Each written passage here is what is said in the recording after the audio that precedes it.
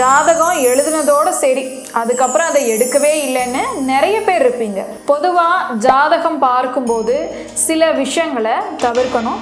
சில காலங்களில் ஜாதகம் பார்க்கறது மிகவும் நல்லது. இதை பற்றின தெளிவான விளக்கம் இதோ. எந்தெந்த காலங்களில் ஜாதகம் பார்க்கலாம்? முதல்ல ஒரு குழந்தை பிறக்குது, அந்த குழந்தை பிறந்த நேரம் எப்படி இருக்கு, குடும்பத்தினுடைய பொருளாதார ரீதியான முன்னேற்றம் எப்படி இருக்கும், இந்த விஷயங்களை தெரிஞ்சுக்கலாம். அடுத்ததா அந்த குழந்தையே பெண் குழந்தையா இருக்கும் பட்சத்துல வயதுக்கு வரக்கூடிய அந்த ருது காலம் எப்படி இருக்கு, இந்த குழந்தையுடைய எதிர்காலம் திருமண வாழ்க்கை எப்படி இருக்குங்கிறத தெரிஞ்சுக்கலாம். அடுத்ததா குழந்தையினுடைய கல்வி, இந்த படிப்பு ஸ்தானம், தொழில் அமைப்பு, இதெல்லாம் எப்படி இருக்கு.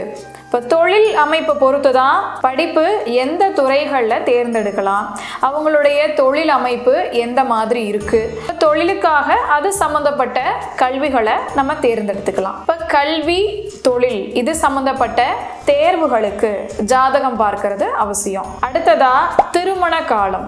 இப்போ அந்த ஜாதகருடைய திருமண வயது காலம் எப்போது, எந்த திசையிலிருந்து வரன் அமையும், வரக்கூடிய வரன் குடும்பத்துக்கு ஏற்றவங்களா இருப்பாங்களா, அவங்களுடைய திருமண வாழ்க்கை எப்படி இருக்கும், இந்த விஷயங்களையும் தெரிஞ்சுக்கலாம். அடுத்ததாக குழந்தை பேரு. இப்போ அவங்களுடைய குழந்தை பேரு திருமணத்திற்கு அப்புறம் தாமதமாகும் பட்சத்தில் அது சம்பந்தப்பட்ட வழிபாடுகள் வழிமுறைகளுக்காக ஜாதகம் பார்க்கலாம். அடுத்ததாக தொழில் சார்ந்த திடீர் பிரச்சனைகள், வம்பு வழக்குகள், எதிர்பாராத மருத்துவ செலவுகளா உடல் ரீதியான பாதிப்புகளா அமையும் பட்சத்தில் நிச்சயம் ஜாதகத்தை பார்த்துக்கிறது அவசியம். இதனால பின் வரக்கூடிய பேரிடர்களை தவிர்க்கலாம்.